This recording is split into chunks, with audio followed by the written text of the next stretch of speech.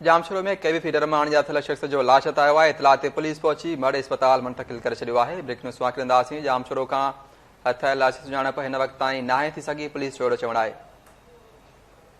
बिल्कुल जामशोरो खां इहा ख़बर असां सां शेयर कयूं पिया। केवी फीडर मां अणॼातल शख्स जो लाश हथायो आहे। इतला ते पुलिस पहुची मड अस्पताल मुंतकिल करे छॾियो।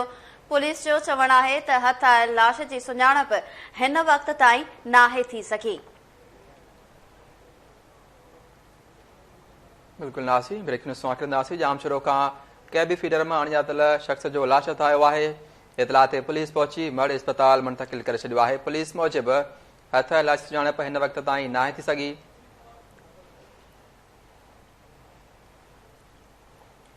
जामशोरो में केवी फीडर में अणॼातल शख्स जो लाश हथायो आहे। इतला ते पुलिस पहुची मड अस्पताल मुंतकिल करे छॾियो आहे।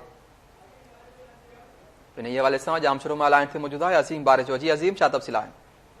हाँ जी बिल्कुल ज़ुबैर, जामशोरो भरिसां केवी फीडर में नामालूम पीरसन जो लाश हथ कयो। पुलिस जेकी वाक़े वारे हंधि पहुची लाश तहवील में वठी लम्स अस्पताल मुंतकिल कयो। मदार ॿुधाईंदो हलां त केवी फीडर भरिसां पीरसन जो जेको लाश हथ कयो, जंहिंजी सुञाणप न थी सघी आहे। पुलिस जेकी आहे पहुची हिन वक़्तु लाश तहवील में वठी लम्स अस्पताल मुंतकिल कयो वियो आहे। जी ठीकु आहे, वॾी महिरबानी असीम बारिश जो तफ़सील ॾियण जे लाइ।